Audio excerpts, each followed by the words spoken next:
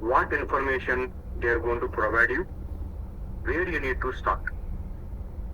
Generally, in the team meeting, once they assign the work, in most of the companies, we are going to have a tracking system. We call it as a tracker. In the tracker, a tracker is nothing but an Excel sheet.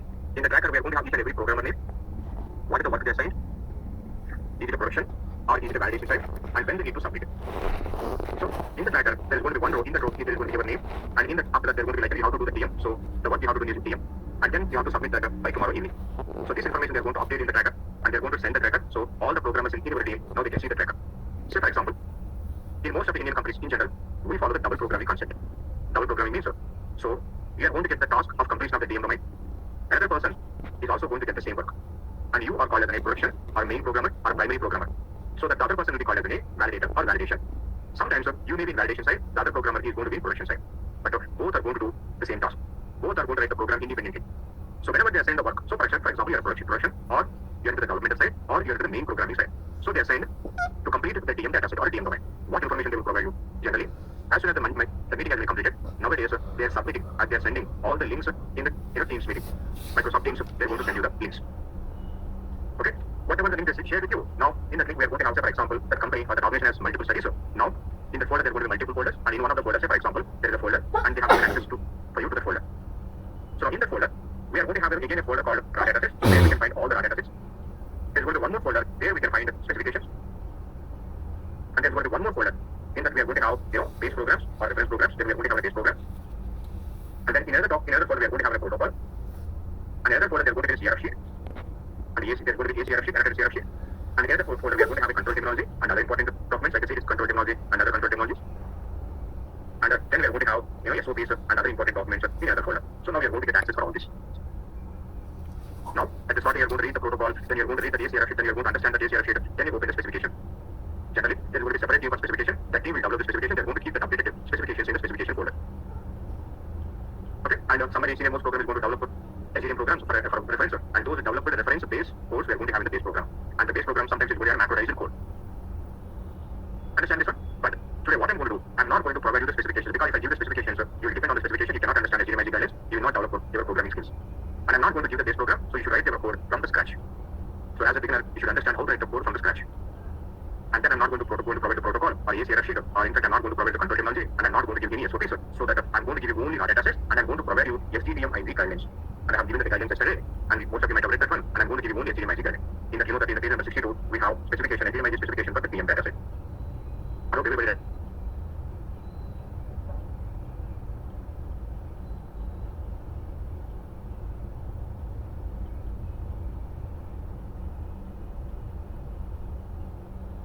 Sir, your voice is not audible.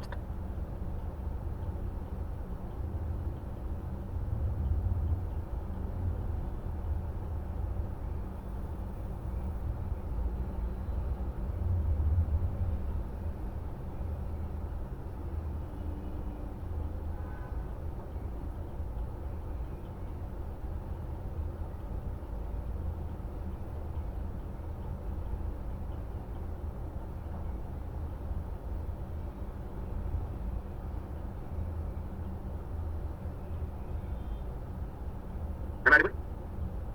Sorry, yes, sir. Okay, sir. I'm going to provide only the raw datasets and the HTML guidelines, so we have to start writing the code. Now, by the way, on the desktop, I have an HTML folder. In the HTML folder, I have one more folder called raw folder. In this raw folder, I have, SAS raw datasets here. In the real time, you're also going to get the same way raw datasets. You don't need to import, you don't need to extract from any database. They're going to provide you SAS datasets, and these are called SAS datasets. Understand this one?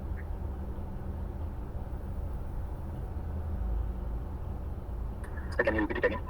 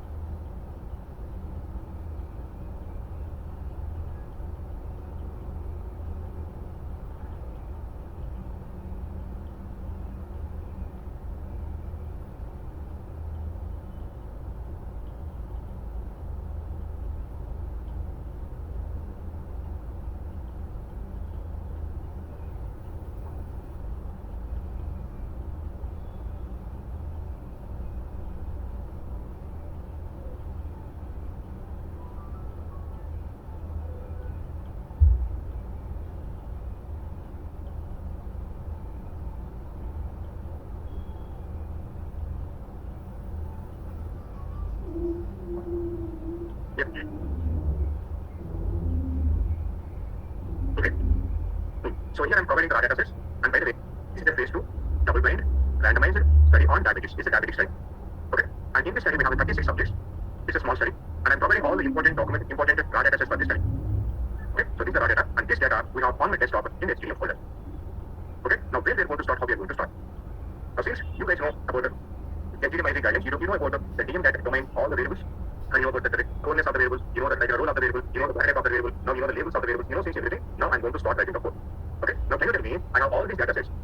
I have all these data sets on my desktop in a folder. Now how we can access all the data sets? Can somebody tell me how we can access these data sets which are present in the raw folder into SAS? Name is library. Library.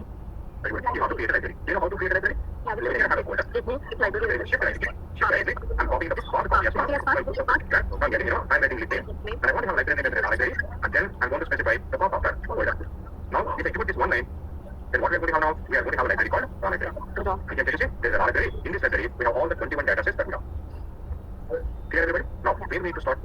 We have to start it somewhere. So now, since that information again we can find in the specification. Since in today's class, since I'm covering the data, so since I'm covering data, I'm going to tell you where we can start the program. If you carefully observe here, sorry, out of 21 data sets, there is one of the data sets called DM. Can you see this one? So this is the data set I'm going to take. I'm going to start my program here. I'm trying to open the DM data set now. Look at this data set. What information that we have in this DM data set. Now I'm trying to open this one. But can you see in this DM data set we have few variables. The first variable that we have is study. Then we have a subject. We have a site. Investigator name. We have birth, sex, race, ethnicity, country, randomization code. So I'm going to start my program here. I'm going to take this as my base data set, the starting data set. I will start writing the code. Can you see how many observations we have in this one? 36. So that means we have 36 subjects in this data. And I'm going to start my program here. Now, what I'm going to do, I'm going to start writing the program. First of all, I'm writing data. I want to create a data set called, say for example, DM1. Semicolon. Set from where I'm going to create this one. Right now, where we have the DM data set. Where we have the DM data set? What the data set name we have a data set called DM. And by the way, since it is a first domain, in today's class, I'm going to get very basic level program. But very basic level. If you understand this program, then I'm going to add the project DM data set. I'm going to, write a little bit of the next level, intermediate level programming. Some of you might feel like this is very basic, but as I said, since we have so many students, some students may not be, may not have hands-on experience in the base as so for that, but that is the reason I'm going to explain it very basic level. Okay. Now once we got the familiarity, then we can update ourselves later. Now I'm ready to Now tell me what is going to happen if I put this program. Now we are going to have a DM1 data set in the work library. Now if I go to work library, here we have DM1. So what we are going to have in the DM, the same data what we have in the DM. Now, so what is the first level we should have in the DM domain? Remember, according to NGDMIG guidelines, study ID. But can you see how we have it here study ID? Study. We have a study. But according to the series guidelines, NGDMIG guidelines, we should have a study ID. But here we have a study. So what should I do? We should rename it. Isn't it? We should rename it. But how to rename? Do you know that? Yeah. How to rename it? The name is rename Or you can write a rename after. But in real time, we don't rename it. You know why? Because in the real time, you will not have space issues. If I rename, what is going to happen? I'm going to lose the original variable. I will not lose my original variable. I want to keep the original variable as zero. So what I'm going to do? I'm going to create a new variable. So tell me how to create it. Losing original variable means value, sir. No, variable name. So there won't be a study variable name, right, sir? Yes. So what I'm going to do is variable name. yes, sir. So instead of renaming that one, what I'm going to do now, I'm going to create a new variable. How to create a new variable? Now I'm writing the first variable I want to have a study ID is equal to where we have the study ID now. What is the original variable that we have? Study. Now I'm going to copy this variable name and I'm going to write it over here. So now tell me what is going to happen now. Along with the original variables, now in the DM1, we are going to have extra variable. Isn't it? What is the extra variable that I'm going to have? In study ID also, what information we are going to have? The same study information. Okay, but we are going to have both study and study because I do not want to lose my original variable. So I'm going to keep the original variable as it is. But sometimes anyway, tell me according to NGDMIG guidelines, study ID is a divided variable, character variable. How to check the study? How we have this one? Is it character variable? Yes, it is a character variable, not a problem. And I will assign the length later in the final data set. But sometimes in the original variable, you may have a leading and trailing spaces. I want to avoid those spaces. To avoid those spaces, what I'm going to do, I'm going to write study ID is equal to, now I'm writing strip of study. You know what the strip function will do? Remove the spelling and both leading and trailing spaces will be deleted and I'm going to have a study. So this is the first variable created. Now, what is the second variable in the NGDMIG guidelines? domain. Domain is equal to, and here the control terminology, according to series control terminology, what is the value should be assigned? Now, simply, I'm going to take domain is equal to DM. Now, you know what is going to happen? If I do the program, how many observations we have in the DM1? 36 observations. So, in all the 36 observations, now in the domain variable, can you see what value we are going to have? DM. So far we have done two variables. Now, what is the third variable we should have? Use subject ID. Use subject ID. I told you in the last class, use subject ID is the concatenated product of which variables? And the subject ID.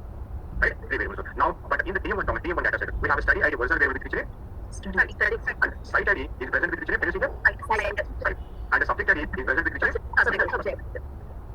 Okay, so what we do, we have to concatenate a study variable, site variable, and a subject variable. So now I'm going to concatenate in this way. So now I'm getting, USUBJID is equal to, so I'm going to use the cat x function, cat x of, I told you, you have to concatenate all the three variable values. Between them, what is the special character should we have?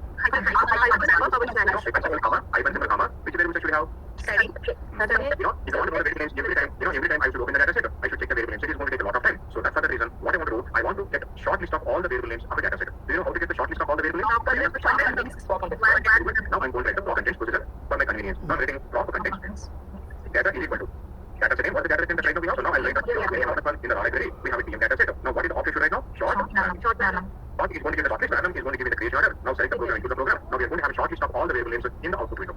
Now I'm going to copy all these variable names. I'm going to put in the comment section in the data window so that whenever I want to, I can copy the variable names. So these are the variable names we have. Now I do not require any with this procedure. What I'm going to do, I'm going to put this in the comment section.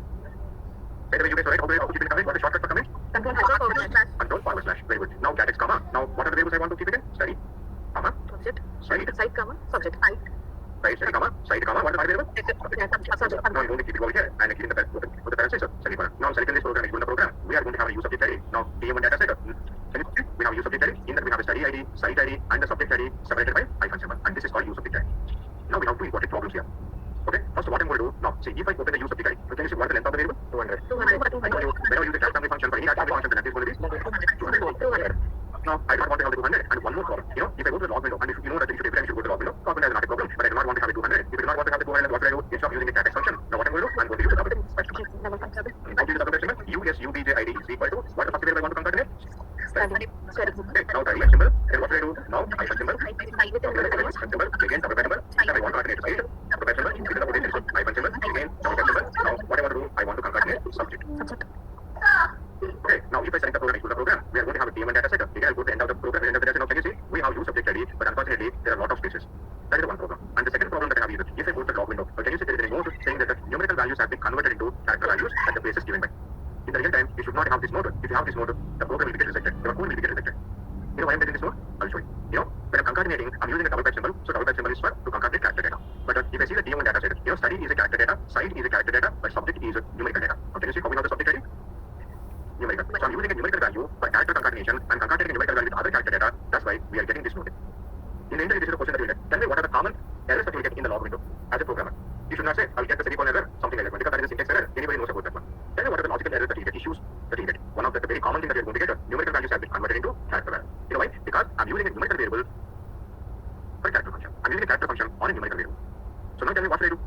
Convert into the So before character. concatenation, we have to convert the subject into character. How to convert the subject to numerical variable to character variable? Put the put function. We should use a put function. Now I'm using put function, put off. So I'm taking subject as my first argument, comma, since it's the character data, now I'm going to give how much I per name and give the length 8. Since I'm providing the length 8, there's going to be a lot of space. So first of all, it's going to get converted into character. So in the log window, you will not get any note. But if I open the data set, I'm going to find a lot of space. I do not want to have this space. Yes, but I use the 8 length. That's why I'm getting that much space. Now what I'm going to do, after converting that, now I'm going to use the split function on it. What is split function will do? Split function is going to remove all the leading and right spaces. And by the way, if you may have a leading and right spaces on study and site also, so what I'm going to do, I'm going to split function on the study. So it's going to remove both leading and right spaces. And again, I'm going to specify split off site. Now what is the split function going to do? It is going to remove here also leading and right spaces. Now select the program, into the program. We are going to have a TM1 data set. I will go to the end of the data set. Can you see? Yes, we have a use subject ID and we do not have any issues in the log window. At the starting, please write one statement at a time and execute the statement. If the statement executed successfully, then go with the next statement. Understand this, everybody? Yeah. What is the fourth variable should we have? Subject ID. SUBJ. Now, subject ID. So, SUBJ ID is equal to, where we have a subject ID? In our data set. We have in our data set, subject ID as a subject. But we know, according to series classification guidelines, subject ID is a character variable. Numerical variable. Character variable. But the subject just to be how same, subject is a numerical variable. Okay, then what we need to do. So before, now what I'm going to do, I'm going to create subject as a character variable. Tell me if you want to convert a numerical variable to character variable again, what is the function should I now? So when the parenthesis, the variable name, which is subject, comma, how much that you want to have, maybe I'm writing at the 8 I'm writing at the 8 length. Now, the parenthesis semicolon, but you may have now, after converting that into character, you may have a spaces, I want to remove those spaces, now I'm using split function. Now, select the program, you do the program. Now, this is a question that you tell me, what are the SAS functions that you use in day-to-day programming life? Now, today, in the last 10-15 minutes, tell me what are the functions that we have used already? We use a split function, we use a function, and we use we can also use character function. And we use a double question method. Understand if you take? Now we have got all the functions. Now, we have done the subject ID. What are the next level should we have according to series specific guidelines? XENDDC. Okay, but unfortunately, we cannot create those variables from this raw data. We'll see that those variables later. Okay, first we'll see what are all the variables that you can get from the raw DM data set. First we'll create all those variables. So far we have created study ID, subject ID, and use subject ID, and the domain. Next, what we can do? Now we can create investigator name. So already in the data set also have INV and EM. What is the variable name I want to have? Even I want to have INV and EM. So that means in the scenario, you no need to create a new variable. Understand this, sir? But in today's class, for the clarification purpose, I am writing INV NAM is equal to, again I am writing INV and EM. Only for clarification purpose I am writing, it will not create a new variable. So both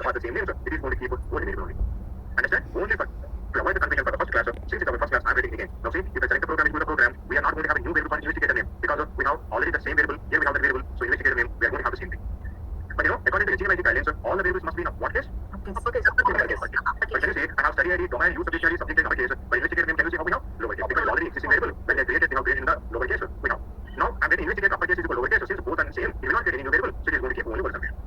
But how to create a variable name, how to change the variable name into uppercase? We want to change the variable name to uppercase, so now we are going to have a program option. What is the program option that we are going to have? We are going to have an option. Somebody is saying uppercase function, we should not use uppercase function works on data, not on variable names. Okay? Now option, so now getting an option called value name is equal to uppercase. It is a global option. It is going to convert all the variable names into uppercase. Now see, I'm executing the program now. So now can you see? Now all the variable names have been converted into uppercase. Understand this, sir? Now, by the way, since we have written the value is equal to uppercase, now I'm going to ask you a question. Say, for example, I'm creating a data set called DSR. Now, input, I want to have my variable name, EMPID. Okay, now I'm getting a data name, sir. This is the question I'm asking you. 101, 102, 103, 104, 105, like this one. Tell me, am I going to get the data set, or do you have any error in this program? Do you have any error in this program, or am I going to get the data set? SAS 9.4, we can have the space in between EMPID. But I want to have EMPID one variable name. I want to have a space. I want to have EMPID as only one variable name. I told you in the starting, you should not have a space between a variable name. That is against SAS basic rules, right? I think there is an option valid var name equal to any.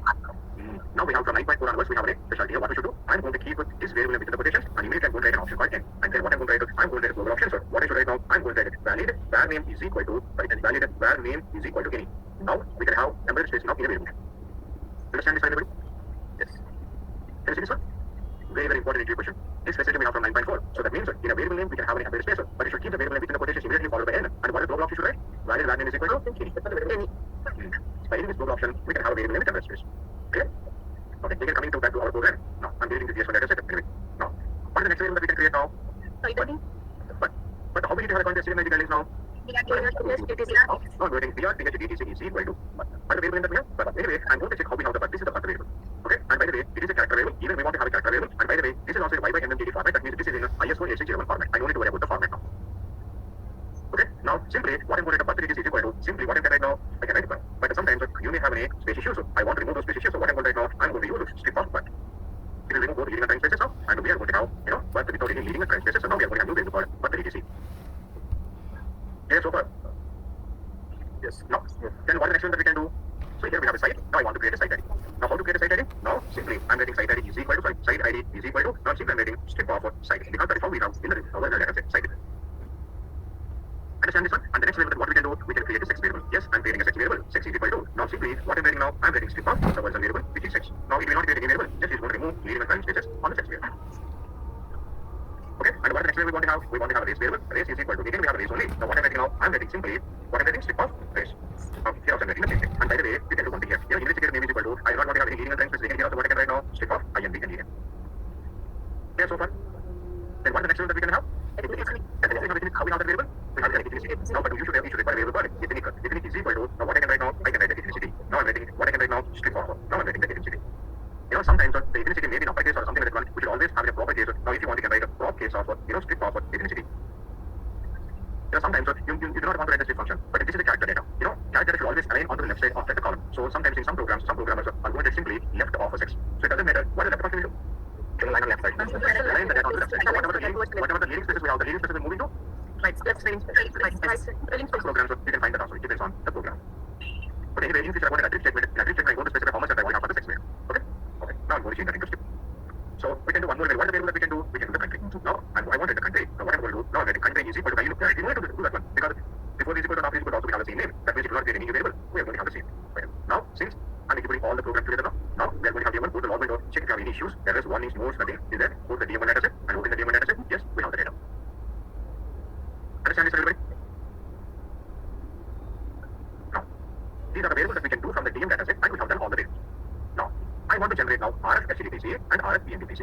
And I want to generate RF XHCDTC and RF XENDTC. By the way, mine is a diabetic study, and I told you if it is not an oncology study, RF HCDTC, RF XHCDTC, same. RF ENDTC, RF XENDTC are same. Okay? Now, I don't remember what is the definition of RF HCDTC or RF XHCDTC. Start date. We build start date and time. Isn't it? Now, so generally, in the starting domain classification I told you, where we can find the study data, study related information. Study related treatment information. In the interventions, remember in what domain we are going to have that information? In the interventions I told you, we are going to have exposure as collected, concomitant medication, substance usage, and procedures. In patient domain, we are going to have treatment related information. Exposure. Study. Protocol specified study treatment information, we are going to have exposure and exposure as collected. In the concomitant medication, what we are going to have? Medication which is parallel to study medication but not study medication. And substances, what information we are going to have? I told you, alcohol, tobacco, coffee, habitual, Equal level stages. and in the tier, what information we are going to have? Surgical Any procedures. surgical procedures. Diagnostic, surgical, therapeutic procedures. So now, study treatment information where we can find in EX and EC. Okay, now in my data set, in my training. Okay, CM, concomitant medication. Concomitant medication is the medication which is parallel to my study medication, but it is not related to study medication. I will tell you a simple example. It's a diabetic study. Okay, so the subject involved in the study, I'm going to give my study medication. But suddenly got a fever. To come out of the fever, what you will do? You will take another medication along with my study medication, isn't it? And that is called concomitant. Okay. Okay, now by the way, now so we can find the study related information exposure is collected. Now in my RAF library, but can you see what data set we have? I have a data set called EX. What is the EX? EX stands for exposure. So exposure, which is an official protocol specified study treatment information.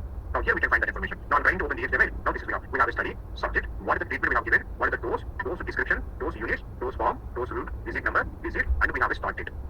And this is start date. Now I'm telling you one thing. There is a subject called 1001. He has taken the treatment. Can you say how many records we have for 1001? About 15 records. Okay, that means he has taken the treatment for 15 times. Now tell me out of this 15, when he has taken the first time the treatment? 11th. This one, right? November 11th. Yep. Now this is RF facility for 1001. What is RF facility for 1001? 29th. December 3rd. This one. Yeah. For 1005, which one is RF facility? 1001 first observation. This is RF facility. 7th November. For 1005, this is the last observation. That means this is RF and DDC. Now, how to get RF and DDC? Now, first of all, we need to sort our exposure domain by study. Within the study, subject, within the subject, start date.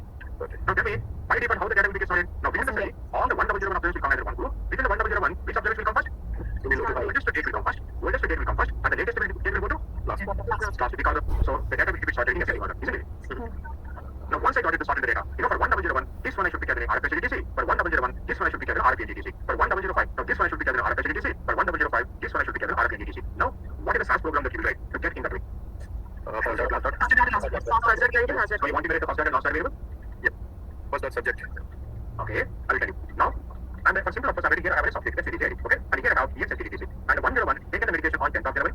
Okay, and again 101 has taken the medication on 11th of January. Now 101 taken the medication on 12th of January, and 101 has taken the medication on 13th of January, like this one, and 101 again has taken the medication on 14th of January. Okay, this is right now exposure data set. Now in the TM data set, I want to have STDJD, I want to have RF STDC, I want to have RF DDC. In STDJD, I want to have 101. In RF STDC, I want to have 10th of January. In RF DDC, I want to have 14th of January. Now what is the SAS program that you write to get in this way? Understand my question first of all? Yeah. This is exposure domain right now. And by the way, I have next one more subject here. Now we have 1, 0, 2. Just imagine. Okay? And this guy taken the medication 20, 21st, 22nd, 23rd, and 24th. Now tell me what I want to have now for 102. I want to have like this one. 102. I want to have January 20th of January as the treatment started, and the 24th of January is the treatment ended. This is exposure domain, and this is how I want to have. How we can get this one? column operators. No, you showed the data with subject ID and then use the first dot subject and last dot subject. Respectively, date and ended. Okay, I'll use first dot and master. With first dot and master, what do you want me to do? First dot subject is so RF and DDC is equal to first dot subject ID and RFP and DDC is equal to last dot subject ID. Okay, then you're there almost, but I will a little bit of explanation. Okay, we'll see that one now because these are our program. We'll see all possible methods. Okay, first of all, in the raw library we have EX data set. I want to sort this data set. Okay, now I'm writing how do I write the box sort procedure? Box sort. Okay, is that? But right now where we have the data set right now where we know? EX in the raw library. Very good. I want to have so I want to get into what library. By the I want to sort it. I want to sort it by study. I want to sort it by subject. I want to sort it by start date. Because right now what variable that we have here, so we have study, we have subject, and start date. So now the data will get sorted within the study, subject within the subject, start date in a study. Okay, now getting the statement, the data will get sorted, and now where we are going to have the new data set now, we are going to get the one. Now the one. And by the way, in that we have EX data set, do we have all the variables first of all? No. For future matching purpose, I want to have a study, subject, what do I want to have? Start date. So I want to have only start date, 3 variables. If you want to have 3 variables, what I should do? Right? Keep is equal to, I'm writing study, I'm writing subject, and I'm writing start date, so it is going to keep only 3 variables. And by the way, when you're sorting, and when you're copying from one particular library, there is a chance of getting an empty observation as the first observation. Can you see how we got an empty observation here? I want to delete that one, so I'm going to delete. How to delete that one? The most important variable is the subject variable. If you have a subject missing value, I do not want to have that observation. So simply, here itself I'm writing a condition. What the condition writing? Where is equal to, open the parentheses, Subject not equal to. because it's a numerical variable, I'm writing the null. Now select the program